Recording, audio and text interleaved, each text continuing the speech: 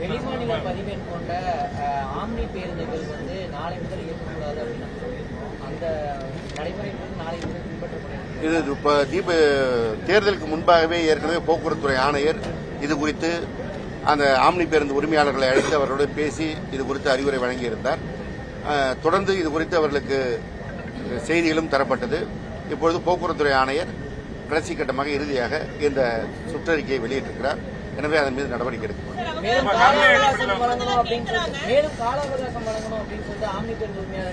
அவர்கள் போக்குவரத்துறை ஆணையரை நேரில் சந்தித்து கேட்டால் அவர்கள் அது விவாதத்தில் முடிவெடுக்கப்படும்.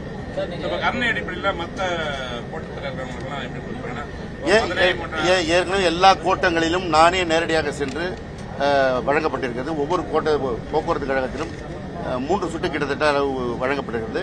மாநகர போக்குவரத்து கழகத்தில் இது 5வது சுற்று என்று நினைக்கிறேன். தொடர்ந்து அது நடவடிக்கை எடுக்கப்பட்டு வருகிறது.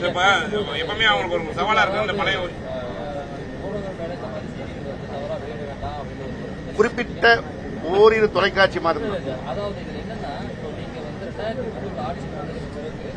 7 லட்சம் கிலோமீட்டரா ஓட்ட பேருந்துகள் காலாவதி அப்படிங்கிற விதியை நீங்க 12 லட்சம் கிலோமீட்டரா நீங்க நீங்க ஏற்கனவே ஒரு நம்ம கார் வாங்கியிருப்போம். பழைய காலத்தில் கார் வாங்கினா 1 லட்சம் கிலோமீட்டர் மேலே இன்ஜின் வேலை வைக்கும். இப்ப அப்படி இல்லை. நவீன தொழில்நுட்பம் வளர வளர அந்த வருகின்ற இயந்திரங்களுடைய வாழ்க்கை காலமும் நீடிக்கிறது.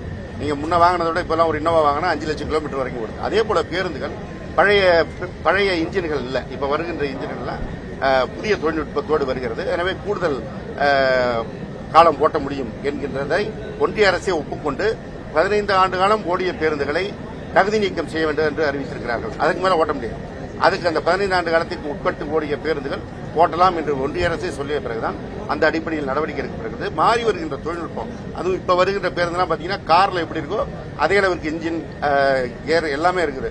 நீங்க வண்டி அந்த பேருந்துகளில் போகும்போதே பார்க்கலாம், பயணமே வித்தியாசமா இருக்கும். எனவே அது கால சூழலுக்கு ஏற்ப மாறுகிறது. அதாவது காலாவதியான, அதுதான் நான் திருப்பி சொல்றேன். காலாவதியான பேருந்துகள் என்பது ஒன்றிய அரசு நிர்ணயித்திருக்கின்ற 15 ஆண்டுகளை தாண்டுகின்ற போதுதான் அது காலாவதியான பேருந்துகள். அது அல்லாமல் அல்ல.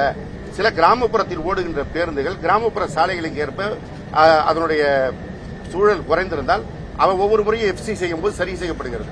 அது இல்லாம பழைய பேருந்து அடித்தள சட்டங்கள் சிறப்பாக இருக்கின்ற பேருந்துகளை ஒரு 8 ஆண்டு காலம் ஓடிய பேருந்துகளை புதிய கூடு கட்டுவதற்கு மாண்புமிகு முதலமைச்சர் அவர்கள் உத்தரவிட்டு அதற்கு நிதி வழங்கியிருக்கிறார்கள்.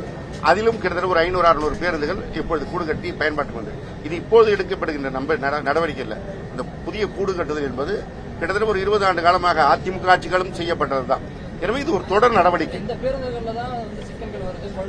அந்த பேருந்துகள் அப்படி பாத்தீங்கன்னா 20,000 பேருந்துகள் ஓடுவதில் 3,000 பேருந்துகள் கிட்டத்தட்ட 14 ஆண்டு 13,000. அந்த 3,000 பேருந்துகளும் ரோட்ல நின்றுதுன்னா நீங்க சொல்றதை ஒத்துக்கலாம். 20,000 பேருந்துகளில் ஏதோ ஒரு வாரத்திற்கு ஒரு முறை, மாதத்திற்கு ஒரு முறை எங்கோ ஒரு இடத்தில் ஒரு சேதம் வருகின்ற போது அதை பூதாகரமாக காட்ட வேண்டாம் என்பதுதான் என்னுடைய கோரிக்கை. நீங்க சொல்றது எங்களை மட்டும் அரசியல் ரீதியான குற்றச்சாட்டு இல்ல. இந்த பேருந்துல ஓடுகின்ற ஓட்டுநர், நடத்துனர், அதை சரிபார்க்கின்ற தொழிலாளர், அதை மேற்பார்வையிடுகின்ற கிளை மேலாளர், மேலாண் இயக்குநர் வரைக்கும் எல்லாரையும் நீங்க ஒட்டுமொத்தமா குற்றஞ்சாட்டுற மாதிரி. ஒரு 20,000 பேருந்துகளில் ஒரு மாதத்திற்கு ஒரு முறை எங்கேயோ ஒரு இடத்தில் ஒரு சிறு தவறு நடக்கின்ற பொழுது அதை சுட்டிக்காட்டி நடவடிக்கை எடுப்பது என்பது அவசியம். செய்திகளை உடனுக்குடனும் துல்லியமாகவும் தெரிந்து கொள்ள சப்ஸ்கிரைப் பண்ணுங்க.